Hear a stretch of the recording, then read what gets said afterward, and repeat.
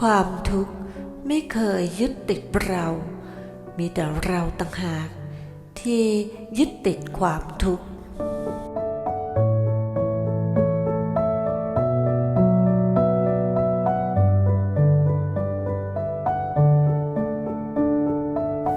ความสุขไม่เคยไปจากใจเรามีแต่เราต่างหากที่ไม่เคยถนอมมันไว้ในใจของเราพระเมธีวชิโรดม